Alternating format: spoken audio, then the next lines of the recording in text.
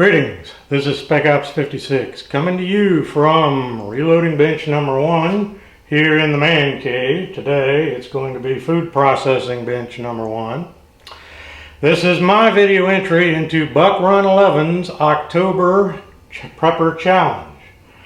Now this is a little bit late. I think I'm still under the deadline, but this is going to be slightly different from what Buckrun wanted us to do. But it's in the same spirit, so hopefully it'll be acceptable to you, Buckrun. What Buckrun wanted us to do was to show him us putting away some storage food, some grain or food into a 5-gallon bucket using Mylar bags and oxygen absorbers and all that good stuff. Well, mine's not going to be that exactly. For a couple of reasons. One, because it's just my wife and me. I don't do things in 5-gallon bucket batches, simply because it would take her and I forever to eat a 5-gallon bucket of beans. Now, so I do it in smaller batches, and that's what I'm going to do here. The second reason is that due to problems caused by the recent 1,000-year flood here in my area in South Carolina, I have not been able to get to anywhere where I could pick up large quantity bags of beans and grain and other stuff like that. And also, ordinarily I don't use the Mylar bags, though I do use the oxygen absorbers, but I've always done my storage buckets in the old school way, the way we did it back in the late 70s and 80s, before they had non-Mylar bags and oxygen absorbers. And but I couldn't, and that's with the use of CO2, but it's the use of dry ice instead of the oxygen absorbers. Now, I couldn't get to the one place I know of, which is way across, town, to get the dry ice. So I'm going to do it an alternate way here. But let me tell you first how I would have done it the old school way. This is how we did it, and it still is a viable means of doing it. Basically, you would take your grain, your beans, let's say. You pour about 2 to 3 inches worth into the bottom of the bucket. You would take a piece of dry ice about the size of your fist. For a 5-gallon bucket, you need a piece about the size of your fist. You place that on top of that bottom layer of beans, grain, whatever. Okay, because you don't want it to come into contact with the plastic because it could cause it to crack. Then you pour the remaining amount of your food onto the top of it, cover it to within a couple of inches of the top rim of your bucket.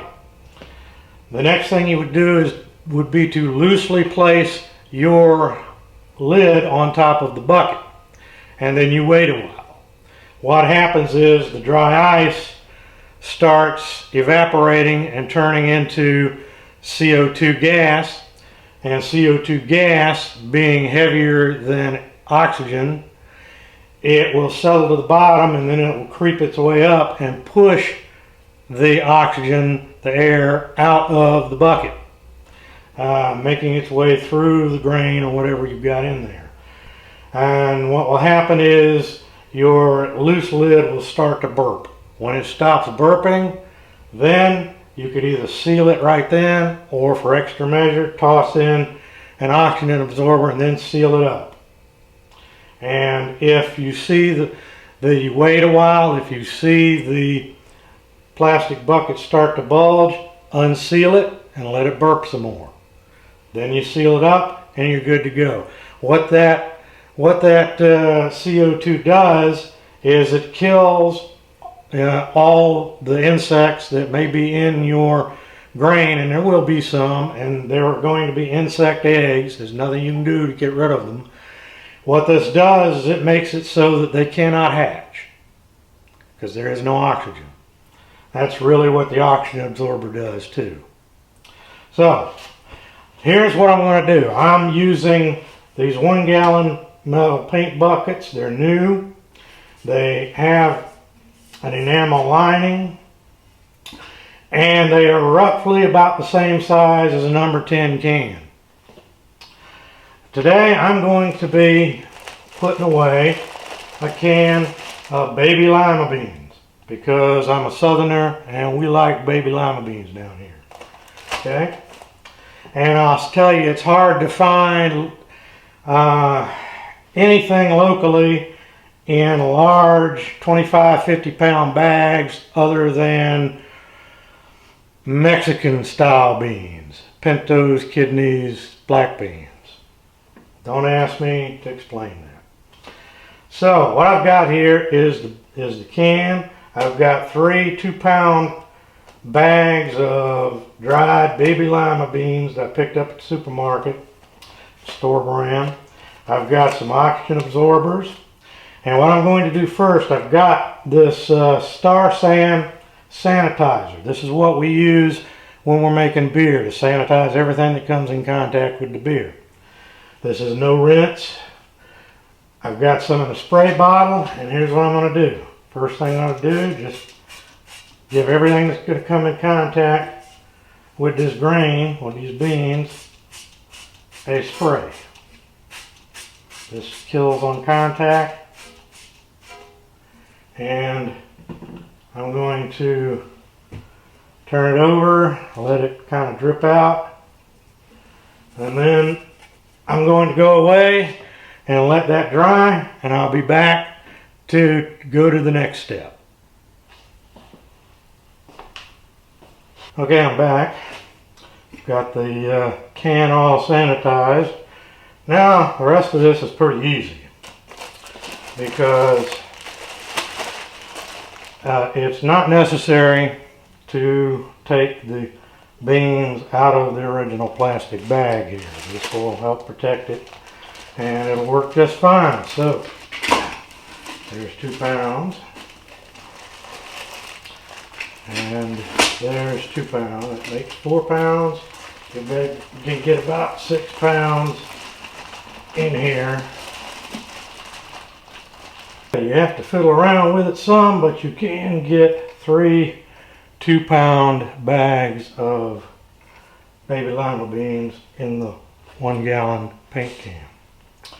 Now, what I'm going to do, open up these oxygen absorbers.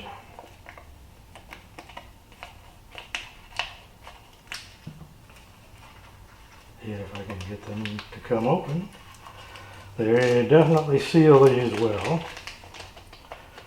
Take 1 would probably be sufficient, but I'm going to use 2.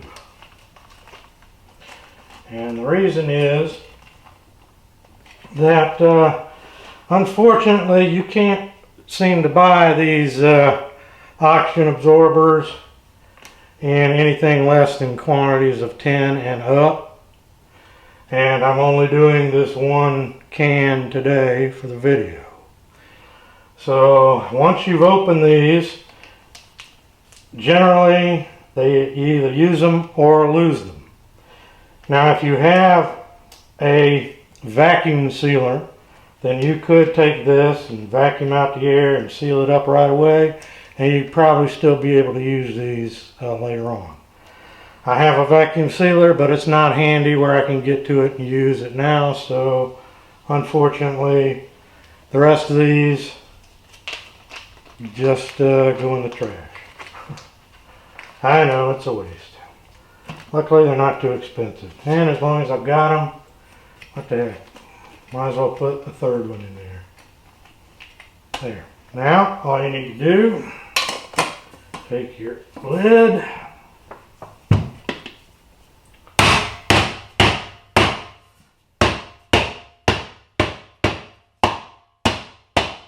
sure you've got a good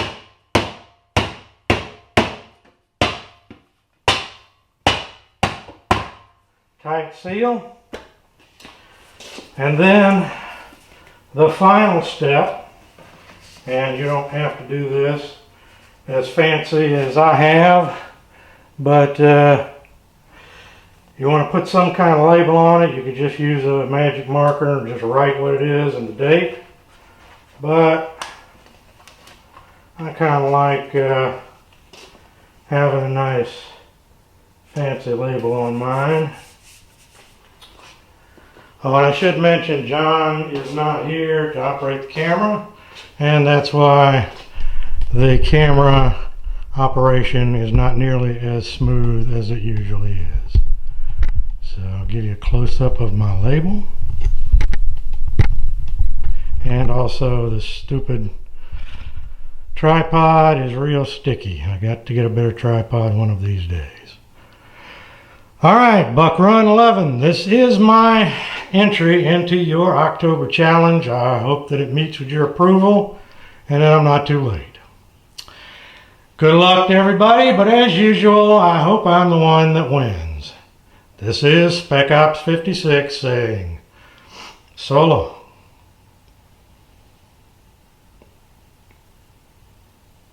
Hey, you fellas, how about some beans? Want some beans?